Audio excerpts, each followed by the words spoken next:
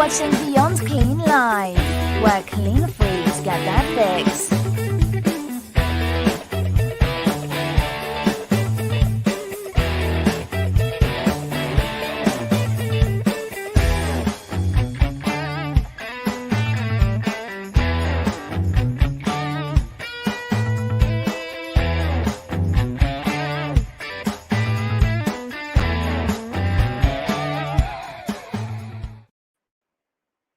Hey, Sterile Processing Universe, it's Hank Balcha again, back with you today for another finalist interview for our Decontamination Innovation Awards.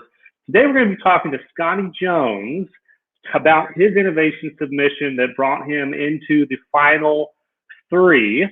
So stay tuned for that. We'll bring Scotty in a moment. But I want to give some background. Perhaps this is the first time that you've heard of the Decon Innovation Awards series. So you're curious, what is it? Why am I watching this video? Why should I watch this video? Well, let me tell you, in 2019, we made the announcement at the World Congress for Sterilization in the Netherlands about this new award series. And it was three teams that came together, Beyond Clean, Assaxium, and Asinco Health, who decided we want to have a global conversation about how innovation drives the sterile processing industry forward. And we want to meet innovators in the industry, and we want folks on the front line of sterile processing to understand and see the process of innovation, how to take an idea from your head onto paper into reality. So that kicked off in 2019. We made the big announcement. Well, then, as everyone knows, we got hit by COVID-19 and it slowed down the process pretty substantially. Well, here we are in 2021 and we're finally at the finals. We got the three finalists together from all the submissions that came in from around the globe. And this is the fun part. Now you, the viewer and the voter in the Decontamination Innovation Awards, you get to decide which one of these final three win the grand prize. So you're gonna, if you check the comment section in your video feed on Facebook, LinkedIn, or YouTube, you can actually go directly and vote for your favorite finalist. And the kicker on that is, from all of the voters, we're gonna select a random drawing for a voter to win a $200 grand prize for the voter themselves. We're gonna have a winner of the finalists, but we're also gonna pick a voter just randomly for folks coming in, letting us know about your favorite innovator. So if you wanna find out more about the other innovators, as I said today, we're gonna be talking to Scotty Jones, but if you wanna hear about Joe Berlew, if you wanna hear about Mark Campbell, you can go to deconinnovations.com and click on the finalist tab, and you can read the write-ups there for those three finalists before you vote. This is the second interview for our finalists. We got one more scheduled for tomorrow morning in the US, or afternoon and evening if you're in another part of the globe. So make sure and tune in for that.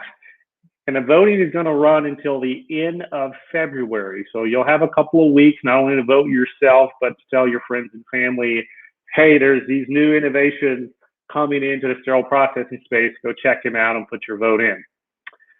All right. Now, as always, before we get to the interviewee, we want to know where you're tuning in from. So if you can drop us a line in the comment section below to give us your state or your country where you're tuning in from. And of course, if you've got any questions for Scotty, feel free to drop those in there as well. All right. Without further ado, let's bring the man of the hour in with us here. Scotty Jones, welcome aboard, sir. Hey, Hank, how are you, sir? I'm doing okay. What about yourself? It's a great day, man. Can't complain. Can't complain. Now, where are you located? Are you down in Florida? Yes, sir. Jacksonville, Florida. A little cold here today, but it's still Florida, so you can't be too mad. Hey, yeah. Well, you're not in Pennsylvania, where I think we just got 9 inches of snow this week, so you're not missing out. Yeah, I wouldn't know how to act with snow anymore. I'm from North Carolina, but being in Florida, you kind of get that thick blood. You don't worry about snow anymore. Right. Okay. Okay. Well, to kick us off here, I want to throw you a couple softball questions, get you warmed up, because we're going to talk deep dive into the innovations and everything. Get you warmed up, get the audience warmed up. I am a fan of fast food, right? So I got to ask everybody that I talk to about their favorite fast food. Now, when I ask you this, I'm not just asking for what's your favorite restaurant. I want you to drill down very specific and tell me, what is that fast food order that you just hear about it and you say, okay, Hank, got to have it right now. Stop the interview and let's go down the street. I want to get this, okay? So what is that fast food order for you? My go-to is a Chick-fil-A 12-piece meal with a lemonade. Sometimes diet, sometimes the real stuff. Just depends on how I feel. Okay. Now, what about the sauce? I mean, that's an important part of that order, okay? You're just eating those nuggets without any sauce? Unfortunately, I have weird allergies, so I have to have just about everything plain almost. Man, so that's painful. Okay. That's painful. Okay. Yeah, hey, Chick-fil-A, you can't go wrong with Chick-fil-A, any of those orders, okay? So I'm not going to knock you for that. All right, next softball. Your favorite movie? Top Gun. Top Gun, okay. Why? Well, okay, I think I know why, but I'm going to let you say why, okay? Yeah, so why is that your favorite? It's the reason I went in the Air Force. I have literally looked at that movie 100 times and can probably recite every line. My wife hates it when that movie comes on. But that is probably the reason why I went in the Air Force. I absolutely love that movie. So many people. You're not the first person to say that Top Gun is what drove them into the Air Force. That's so crazy that a movie could have that, like not in the cultural impact, but just a lifelong impact to push someone a particular direction. Yeah. Yeah, it was incredible. All right. Have you seen the movie The Mandalorian? Okay. No spoilers alerts here, okay, but have you seen it? I have not. Okay, dude, you're missing out. All right, so go get you some Chick-fil-A 12 counts, okay? No sauce tonight. All right, go to Disney Plus and go check out Mandalorian. I promise you, I was not even like a Star Wars, geek or anything. Yeah. But man, that is a great series. So yeah, check it out. I'm gonna convert you today. Okay? You come back and tell what you think about that. No worries. I'll do it. Okay. Now, last softball here until we get into the meat. What is the one random thing that you have missed most during the pandemic? I know everyone, family and friends, obviously that's always been top of the list, but what's something random that you didn't realize you'd be missing out on in this pandemic environment?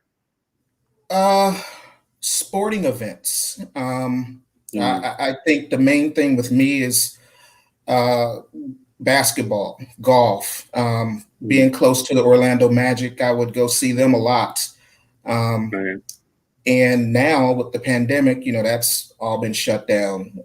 Even some of the golf tournaments, I just learned how to play golf. So that's a new passion, right? So you can't really go to those tournaments as much as you normally would. So for me, it's sports. Of course, there's some weird things going on with people, and you go into the grocery store and it's the battle of mask versus mask, right? So you have to navigate that. But typically for me, it's generally just being able to enjoy sports like we used to. Right. I mean, the supermarket, it's not just about baskets, it's about can you find the toilet paper or the disinfection wipes, right? Yes. That's always a struggle too. All right, Scotty. So now let's get you to the topic at hand, right? So you are one of the big final three for this award series. Number one, congratulations on that. No matter what, that's something to be proud of. Thank you. Because really, it's your peers in the industry that voted to get you to the finalist. And then obviously it's going to be folks in the field, these potential users of these innovations that would have pushed you into that number one slot. So before we get, though, to the innovation, let's learn a little bit more about Scotty Jones. I know you referenced that you've spent time in the Air Force, but what makes you tick? Where do you come from? What are you passionate about the industry? Kind of give us a little biographical sketch. Okay.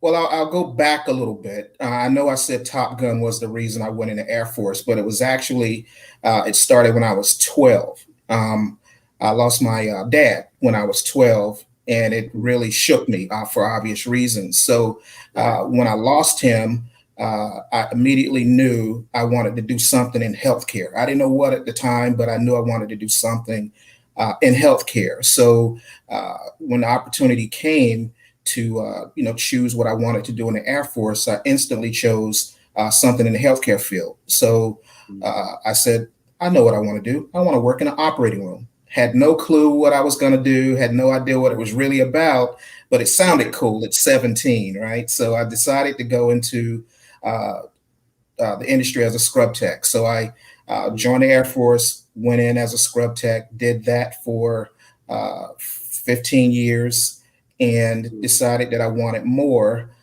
So I decided to get on the service side of things, and I went into surgical instrument repair. So for the past 20 years, that's what I've been doing. So when I put them together, it doesn't seem like 35 years of being in the industry. It doesn't sound right, but I've been in the industry for 35 years, and I am just continually fascinated with, number one, the people I meet, but just all the things that I learn and things that still are out there that have to be learned. But it's people like you that, just make it just a fascinating industry to be a part of. And I love what I do. I love, to cook, in my spare time. But, I right now just learning how to be dangerous at golf is my main obsession. Okay. Outside of designing steam vision.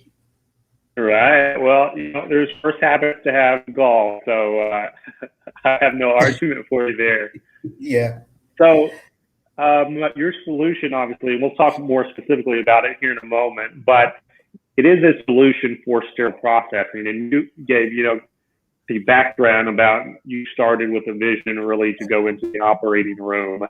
And so what brought you from that space to really key in on what's going on in sterile processing? Originally, I was looking for a project to do for my final for my college degree. And I knew I wanted to do something in healthcare, but I was actually looking for something that would kind of transition to the military, to the government, working in a field hospital type environment. And I, decided I want to do something that's dealing with virtual reality, right? So I said, that sounds good. And I saw these different things that surgeons were doing, that they were bringing into the industry. And I felt that that would be a great transition for healthcare. At the time, I was all over the place. I wanted to do something for doctors and then surgeons, then scrub techs. But then I realized what better place to start than sterile processing. Nothing happens in the hospital without happening in sterile processing first. It starts there. Before a surgeon can do anything, they have to start with the sterile processing as the basis of getting anything that they want to work on. So it started out as a virtual project, but I realized nobody wants to walk around with a big cumbersome virtual headset for 8 hours in a day. And then I said, well, let me take it to the drawing board again. And I said, how about let's think about the augmented reality space where, you just pointing at a screen, but how would they do that and work with their hands still if they're doing something with a set? So I finally drilled it down and got to the mixed reality space. And I think the mixed reality portion of it is where everybody can use their hands. It's open source, so it doesn't have to be stuck in one particular sterile processing department. It can be customized. And I think I finally hit on to something. The more and more I drill down and figure this thing out, that, hey, it's something that can really be used in SPD, because it's one of those departments that everybody you meet, they want to learn, they want to do their job, but man, it's stressful, right? I mean, it's stressful. It's one of the few jobs that I know that you get to work at 7 o'clock, you're stressed by 7:01. It's just one of those, I mean, I could be wrong, but you tell me if I am, but just going back and forth in the field for 20 plus years, you meet people and they tell you things, and right. you form those relationships with them, and they tell you, and you can just read it. Sometimes you just look in their eyes and this is not going to be a good day. And I think it stems from just the stress of not having staffing, oftentimes, and two people trying to do the job of 10. And I just think it gets really overwhelming. So I hope this device is going to change a lot of that, because it's really education based, and it's really designed for someone to literally come off the street today and be able to have some decent guidance on what to do without people like you having to babysit them for 2 weeks at a time, making your job. What if I like babysitting them, Scotty? Come on, you now. Can listen. If that's what you like to do, great. But I don't know too many people that like to babysit people when you got other folks breathing down your neck. So, like you use some phrases out here, and I want to make sure anybody watching this can come along with us for the conversation, because we're just going to get more technical from here. So can you just take a couple of moments and give a basic definition of, virtual reality as compared to augmented reality, to kind of set the stage for us, and then we'll talk more about what specifically your innovation is. Yeah, I apologize. Virtual reality is essentially where a person can take a device, put it on, and immediately get immersed in that environment. But that's all they will see is the environment that they're in. They won't have any control of anything in front of them, around them, but that headset will be literally their reality. Switching over and talking about augmented reality, it's similar. However, you have a little bit more control by touching a screen or having some access to things around you, but it's still not where you can control the actual content that you're learning or trying to grasp. With mixed reality, it's a headset where you can literally put it on, but everything around you is now involved, to where the headset is giving you information, but also you can touch the tray in front of you or the instrument in front of you, or work on whatever station you're at, and it gives you that literally mixed component where you can do what you need to do, but also have the device tell you something over in your periphery, to where if you are stuck with an instrument name or not know what an instrument is, it might tell you if you have that populated in your information, or it could be a simple pick sheet. All those things are possible with mixed reality. Okay. No, that's great. I've just learned something there, because I don't think I've ever considered that mixed reality combination of the two, so that's a very important distinction. So I'm assuming then, with that description, that your innovation is pointed toward that mixed reality type of solution. Is that Absolutely. a good guess? Correct. Okay, so go ahead and line it out. What are the Steam Vision, Steam glasses, that you submitted for this award series, and what solution, I guess, what challenge are they addressing in our industry? Okay, Steam Vision is an acronym. Being in the military, you always have an acronym for something. So the STEAM is STEAM. It's also a play on what's used in sterile processing. But the STEAM stands for SPD based. T is for tactical. E is education. Via augmented material. STEAM. So the Vision, of course, is the headset, and it is used initially. It was going to be for education, training new technicians, helping people that weren't necessarily hitting their numbers in a particular day, helping them by giving them some guidance. Number one, keep them engaged, keeping them focused, keeping them off their phones, that type of thing. But as I started digging deeper, I found that it could be used in other applications, not just training and education. It could be used to help someone do their daily task. If they're in prep and pack and they need to have a pick sheet or have something in their periphery to where they can help figure out how to look for an instrument, how to check it. It could give them guidance. It can have the pick sheet to show them everything that needs to go in that sheet if they don't, necessarily know. It could also help in, decontam. It's literally a industry helper, similar to how they do in other industries, where there's step-by-step guidance parameters that they can use with this headset, and it's almost like a buddy in a sense. You literally have a computer on that you're wearing that's comfortable, but that will also allow for you to still function and do your daily tasks more efficiently. So it's not just limited to just newbies anymore. I've figured out a way to make it so anybody, regardless of what task they have in sterile processing, this will be an option for them. And it can also help in terms of cost effective. You might be able to have someone from the OR come down, or someone from another department that's able to come and help on those tight days when you need just anybody. Right. They can put this on, and instantly they get into the environment and they can actually do the job, with, of course, some supervision, but it doesn't keep you from just being stuck. When you need that extra set of hands, you can give them something like this and they can help you get out of those tight situations if you need it. But it can also be a daily guide to where it really helps with productivity of your department. I would imagine there's a couple of different components to this, right? So we're talking about the headset itself, but in order for the headset to have any intelligence, there's got to be, software in the background, hardware. I'm not really sure what you would call that, but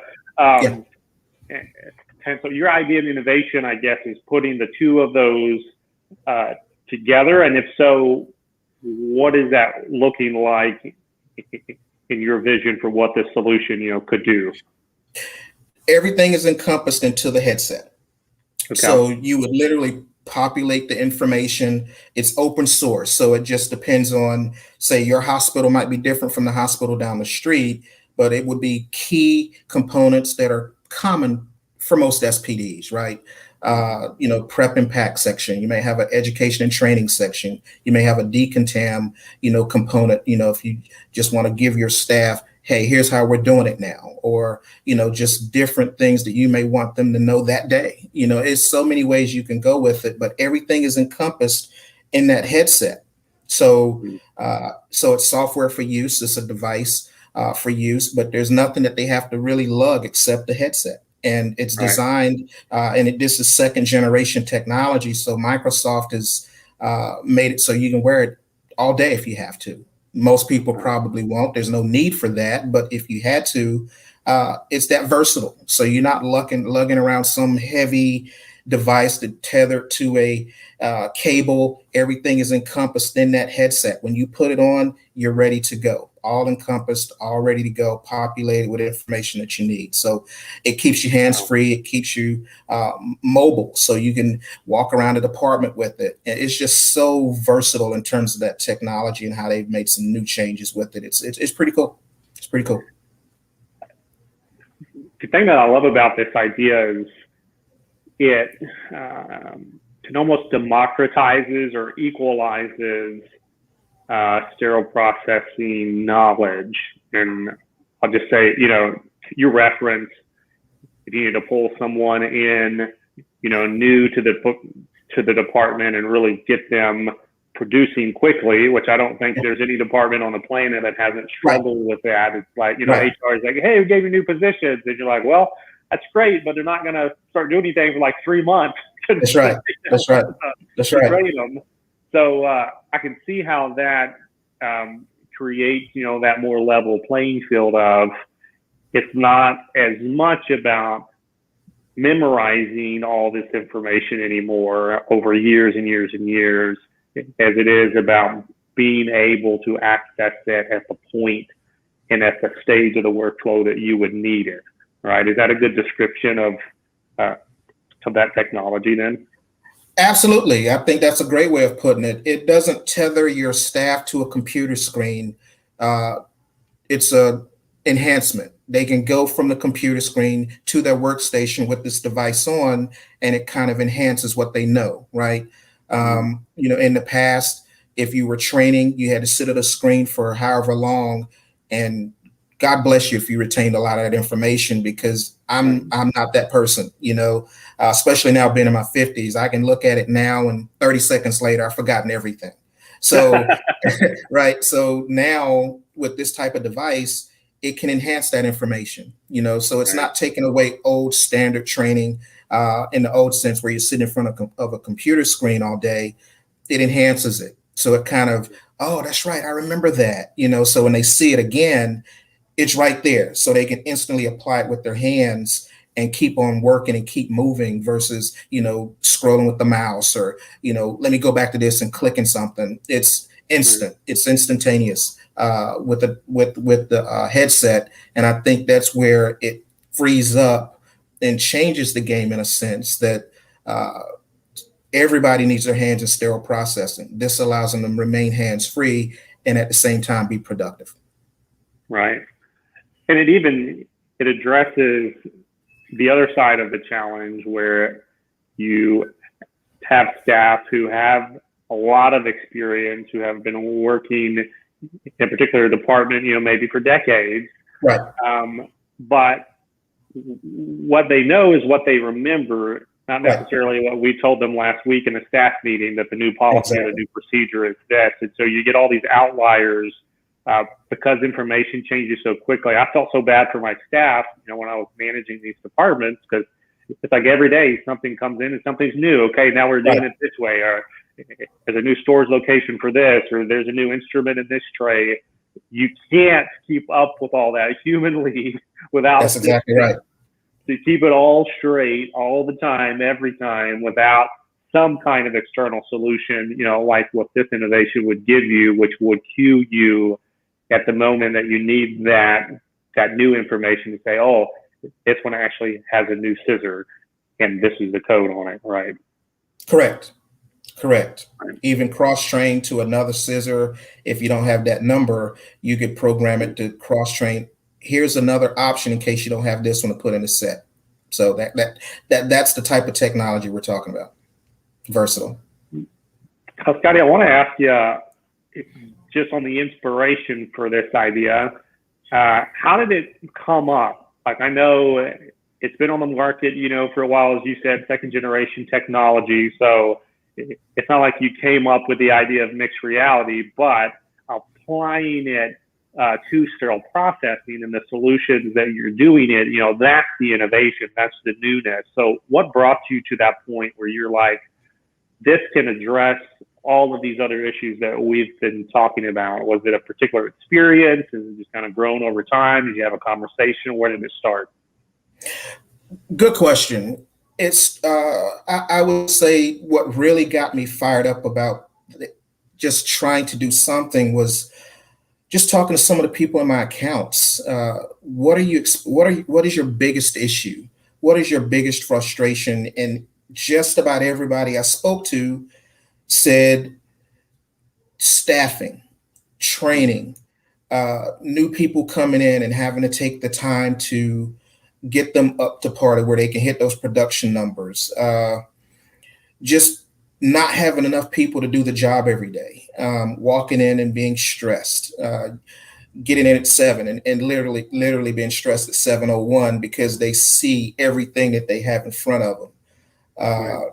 And I just wanted to figure out a way to where, regardless of where you are, regardless of how many team members you have, whether it's 20 or 3, you can have a device that can, number one, help you train these people to where you don't necessarily have to be over them, standing over top of them. You can monitor their progress remotely from across the room or on a screen or whatever. But I just felt that in my experience, there hasn't been much that technology has done for sterile processing the way it's done for other industries. And in fact, quick story, I presented this to a friend of mine who is a doctor, and he says, "Man, that's a great idea, but I don't think it'll work." And I was puzzled, and I said, "Why?" He says, "Because technology is only good for doctors. In other words, if it's not for a doctor, the industry or healthcare is not going to take it seriously. And I was floored that he would think that, because like I mentioned before, I don't think anything happens in a hospital if sterile processing is not up to 100%. So that's where the motivation came from, to just try to change it to where people that work hard, that want to come in and do a great day's work every day, can do so without being stressed from the moment they walk in the door. I love that story, Scotty, and I'll tell you why. In my own life, I had a situation like that where someone said, Hank, that idea is probably not going to work. I got told no. And I wasn't asking this person for permission or anything. It's kind of like your story. Just kind of asking for feedback, saying, hey, I've got this idea. And that moment, for me, that conversation, as casual as it was, I didn't go into it thinking, all right, whatever this person says, I'm going to remember for the rest of my life. It's going to drive me to innovate. But that happened. Yeah, that person just was like, yeah, that's okay, Hank, but, probably never going to work, not going to happen. But I walked away more inspired than I would have if that person would have said, hey, yeah, that's a good idea. Go for it. Like that no drove me to keep on pushing. So the fact that you have done that, and continue to do that, I think that's what innovators have to do, especially in industries like this that have been neglected. I totally agree with your assessment that technology in sterile processing has really been neglected for years and years and years. And we are still decades behind at operating room technology and other pharmacy technology and everything else. We're finally catching up. But if we don't have folks like yourself who are committed to pushing us forward despite the unbelievers and the challenges, we'll never get there. So I appreciate you sharing that. Right. So as we move on and kind of started to wrap up this conversation, it's important for folks to know as they go to vote, what is different or better about your solution than what is currently on the market today? And I think, as you've kind of alluded to, there's not really a competitive mixed reality out there, but how is this better than the status quo that everyone is currently working with? I haven't seen anything that's on the market that even comes close to this. But what I think it does is I think it helps you in terms of staffing. For instance, I think, and I'm not really 100% on the numbers, but I think for a traveling technician to go into your department, it's almost $100K a year just for that one person to go in and do the job of one person. This obviously is not going to be anywhere near that, but you're talking about it replacing easily 3 to 4 people in terms of what that person can do now on a day-to-day basis. Even if they have minimal experience, it cuts training time down significantly from 3 months or longer, depending on how quickly they pick it up, to now you're talking about weeks. So you're taking someone that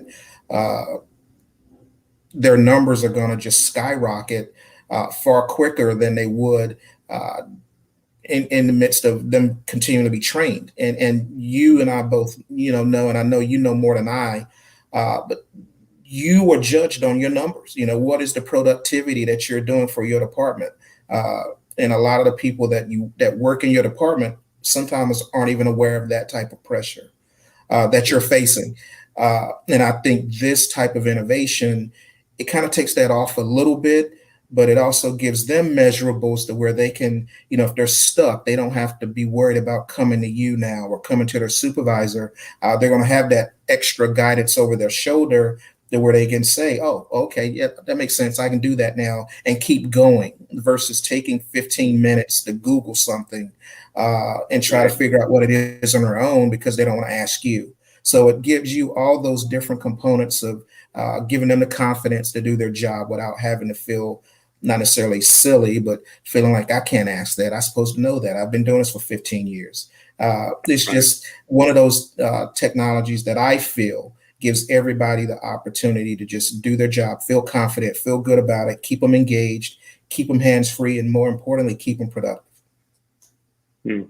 Well, and it drives standardization, and that's something that we really didn't have a lot of time to talk about on this interview, but even your reference about the travelers, which all of our departments have had travelers at one point or another. And as great as they are and as helpful as they are, this is somebody coming in from another way of doing things into our way of doing things. And we expect them not to mess up and to do it all perfectly the first time, because that's what we're paying them a premium money for. But it's really not fair to the travelers, not fair to us, if they don't have access to all the staff meetings we've had over the last 20 years. Absolutely. Right. How are they supposed to know? So yeah, there's so many applications for this type of technology, and again, I think you're really on to something in pulling this into the sterile processing space in particular, and trying to bring these solutions to the forefront. As we wrap up here, I'm going to give you like 30 seconds, to make your case. Why should someone vote for this innovation over the other innovations in the finalists? You don't have to talk about the other ones, but why should someone vote for your innovation? And what would winning this award series mean for you? Well, first of all, let me say that the other finalists, I'm just honored to be a part or even be mentioned in with what they have, just some incredible technology and innovations in their own right. But I feel that Steam Vision is one of the waves of the future for SPD. I think if you're looking for a industry, or if you're looking for a department or industry in itself to move forward, whether it be pay or staff retention and all those things, you have to keep moving forward. And I think this does that. I think this is an innovation that surgeons are using currently. So why not have it in sterile processing? I think that in order for a hospital to continue to move forward, it's only as best as its weakest link. Not saying that sterile processing is the weakest link, but it's certainly one of the most invisible. So I think that this technology, it will help everything from productivity to cost savings to efficiency, making everyone better from the bottom up. And I think that's what really, if you're looking to increase an industry or make an industry more productive, I can't think of another innovation than what I'm creating, Steam Vision, to start helping push that forward. All right, Scotty. Hey, I want to congratulate you again for making it this far. I want to thank you for making some time to make your case to the global sterile processing industry on this show. And we got a couple of weeks of voting left for anybody that's watching this interview, like next week or the week after. We've got until the end of February to place your vote in the Decontamination Innovation Award Finals. If you're watching this feed on YouTube, LinkedIn, or Facebook, and you check the comment section, you'll see a link to the poll to go vote, put your vote in. And as a reminder, like we said at the beginning of the show, anyone who votes will be entered into a random drawing for a $200 award for just voting. In addition to that, obviously, you can help us decide who wins the 2021 Decon Innovation Award final. We're going to give them a lot of global recognition and hopefully work with them to help bring their innovation further into the market space. So thank you all for tuning in. Thanks again, Scotty, for joining us today. Thank you. Until we see you again, keep fighting dirty.